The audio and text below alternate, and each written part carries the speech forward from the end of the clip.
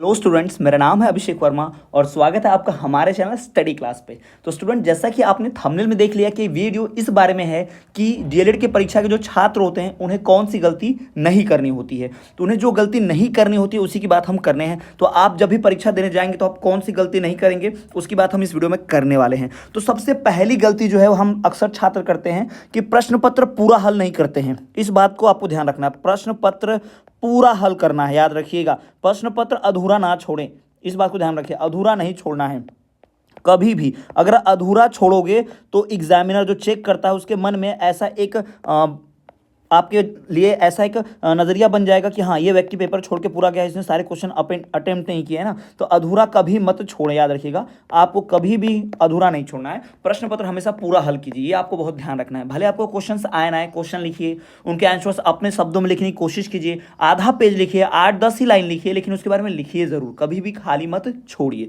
दूसरी बात, आप अपने शुरुआत जो करेंगे, अपने जो प्रश्न पत्र की शुरुआत करेंगे, हमेशा वस्तुनिष्ठ लिखकर ही करेंगे। याद रखिएगा, दूसरे प्रश्न कभी मत करना हल। अगर वस्तुनिष्ठ दिया है तो सबसे पहले वस्तुनिष्ठ को ही लिखो। अगर उसके उत्तर नहीं आते हैं, अब बाद में लिखना चाहते हो तो कोई बात नहीं है, जगह छोड़िए वहां पर, लेकिन हमेशा सबसे पहले जो फर्स्ट है, फर्स्ट पेज पे आपको वस्तुनिष्ठ ही लिखना है। याद रखिएगा, वस्तुनिष्ठ जो आपको सही उत्तर दिला कर जाते हैं यही आपके पेपर को अच्छा दिखाते हैं। तो आपको ध्यान रखना है कि आपको सबसे पहले वस्तुनिष्ठ की बात करनी है। तो ये आप हमेशा देखिए, कभी भी आप डायरेक्टली कुछ लोगों को लॉन्ग क्वेश्चन से दीर्घ उत्तरीय अच्छे से आते हो तो दीर्घ उत्तरीय शुरू कर देते हैं, लेकिन नहीं, कभी भी आपको दीर्घ उत्तरीय नहीं करना है। पहले याद रखिएगा, आपको सबसे पहले वस्तुनिष्ठ सॉल्व करना है, हमेशा वस्तुनिष्ठ पे पहले फोकस कीजिएगा।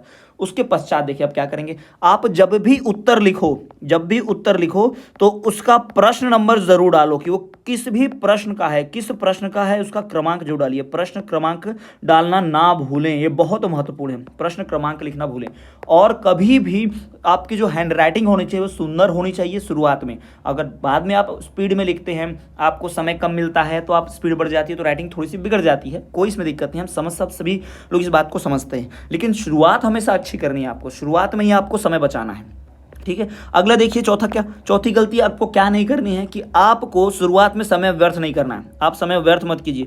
कुछ छात्र क्या करते हैं, शुरुआत में अच्छा दिखाने के लिए अच्छी हैंड राइटिंग में बहुत धीरे लिखते हैं, बहुत स्लो लिखते हैं और बाद के बड़े प्रश्नों के लिए, लॉन्ग क्वेश्चंस के लिए समय ही नहीं बचता। तो आपको समय व्यर्थ नहीं करना है। आपको लॉन्ग क्वेश्चन यानी कि दीर्घ उत्तरीय के लिए या अति दीर्घ उत्तरीय के लिए समय चाहिए होता है। जी हाँ, समय बहुत इंपॉर्टेंट है, आपको समय बहुत चाहिए वहां पर, तो आपको समय बचाना है। आप वस्तुनिष्ठ प्रश्नों से, दीर्घ उत्तरीय प्रश्न उत्तर आपको लिखना है लॉन्ग क्वेश्चंस के लिए, तो समय चाहिए। तो वो समय आपको कहां से मिलेगा, जो टाइम आप अपने स्टार्टिंग में बचाओगे वस्तुनिष्ठ प्रश्न में, अति लघु से जो बचाओगे वहां से आप कर पाओगे। तो स्टूडेंट्स, इन बातों का आप खास ध्यान रखेंगे अगर, तो आप कभी भी डीएलएड की परीक्षा में फेल नहीं होंगे, आपको बहुत अच्छा स्कोर होगा, ठीक है। तो आपको इन बातों का हमेशा अच्छे से ध्यान रखना है। तो ये बात देखिए कि इन गलतियों को कभी मत दोहराइए। कौन सी गलती भाई, सबसे पहली कि प्रश्न पत्र कभी अधूरा मत छोड़ना। जी हाँ, प्रश्न पत्र कभी भी अधूरा मत छोड़ना, पूरा हल करना। दूसरा कि भाई हमेशा वस्तुनिष्ठ को पहले सॉल्व करो। और तीसरी बात भाई कि उत्तर जो लिखो आप उसमें क्रमांक नंबर जरूर डालो, सीधा उत्तर लिख के मत छोड़ दो, प्रश्न क्रमांक डालो, एकदम क्लियरली मेंशन करो। अथवा है तो बाजू में लिखो कि अथवा का उत्तर है, ये भी जरूर लिखो आप, ठीक है।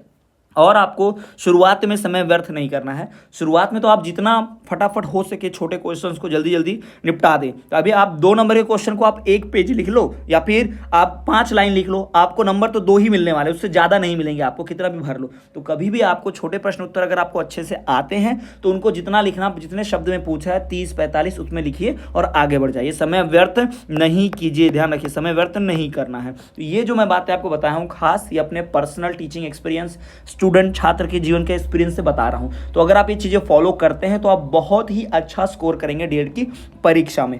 तो चलिए स्टूडेंट, बढ़ते हैं हम अगले वीडियो में, मिलेंगे आपसे, तब तक के लिए देखते रहिए हमारा चैनल स्टडी क्लास।